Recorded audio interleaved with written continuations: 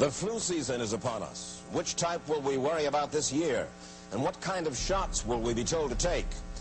Remember the swine flu scare of 1976? That was the year the U.S. government told us all that swine flu could turn out to be a killer that could spread across the nation. And Washington decided that every man, woman, and child in the nation should get a shot to prevent a nationwide outbreak, a pandemic. Well, 46 million of us obediently took the shot. And now 4,000 Americans are claiming damages from Uncle Sam amounting to $3.5 billion because of what happened when they took that shot.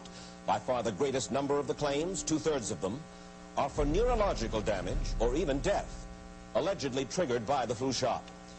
We pick up the story back in 1976 when the threat posed by the swine flu virus seemed very real indeed. This virus was the cause of a pandemic in 1918 and 1919 that resulted in over 500,000 deaths in the United States, as well as 20 million deaths around the world. See how easy it is to... Thus, the U.S. government's publicity machine was cranked into action to urge all America to protect itself against the swine flu menace. Influenza is serious business. During major flu epidemics, millions of people are sick and thousands die. Well, this year you can get protection.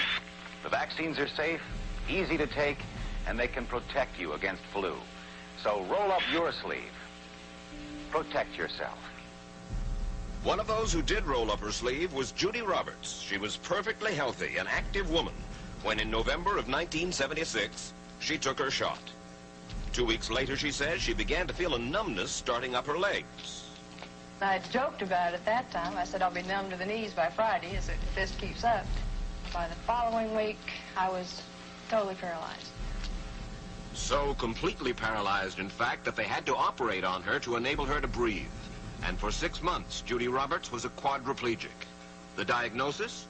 A neurological disorder called Guillain-Barré syndrome, GBS for short.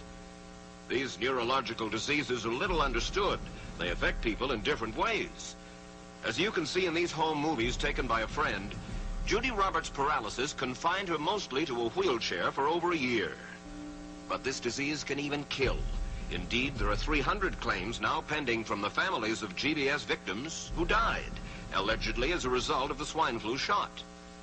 In other GBS victims, the crippling effects diminish and all but disappear. But for Judy Roberts, progress back to good health has been painful and partial. Now, I noticed that your smile, Judy, is a little bit constricted. Yes, it is. Is it different from what it used to be? Very different. I have a greatly decreased mobility in my lips.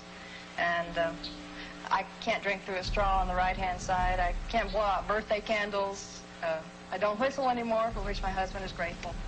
It may be a little difficult for you to answer this question, but have you recovered as much as you are going to recover? Yes, this is it. So you will now have a legacy of braces on your legs for the rest of your life? Yes, the weakness in my hands will stay and the leg braces will stay. So Judy Roberts and her husband have filed a claim against the U.S. government. They're asking $12 million, though they don't expect to get nearly that much. Judy, why did you take the flu shot? I'd never taken any other flu shots, but I felt like this was going to be a major epidemic. And the only way to prevent a major epidemic of a really deadly variety of flu was for everybody to be immunized. Where did this so-called deadly variety of flu, where did it first hit back in 1976? It began right here at Fort Dix in New Jersey in January of that year when a number of recruits began to complain of respiratory ailments, something like the common cold. An Army doctor here sent samples of their throat cultures to the New Jersey Public Health Lab to find out just what kind of bug was going around here. One of those samples was from a Private David Lewis who had left his sickbed to go on a forced march. Private Lewis had collapsed on that march, and his sergeant had revived him by mouth-to-mouth resuscitation. But the sergeant showed no signs of illness. A few days later, Private Lewis died. If this disease is so potentially fatal that it's going to kill a young, healthy man, a middle-aged school teacher doesn't have prayer. The New Jersey lab identified most of those soldiers' throat cultures as the normal kind of flu virus going around that year, but they could not make out what kind of virus was in the culture from the dead soldier and from 4 others who were sick. So they sent those cultures to the Federal Center for Disease Control in Atlanta, Georgia for further study. A few days later, they got the verdict: swine flu. But that much publicized outbreak of swine flu at Fort Dix involved only Private Lewis, who died, and those 4 other soldiers who recovered completely without the swine flu shot.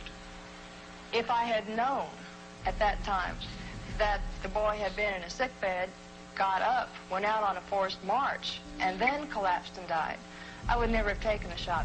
The rationale for our recommendation was not on the basis of the death of a single individual, but it was on the basis that when we do see a change in the characteristics of the influenza virus, it is a massive public health problem in this country. Dr. David Senser, then head of the CDC, the Center for Disease Control in Atlanta, is now in private industry. He devised the swine flu program, and he pushed it. You began to give flu shots to the American people in October of '76. October 1st.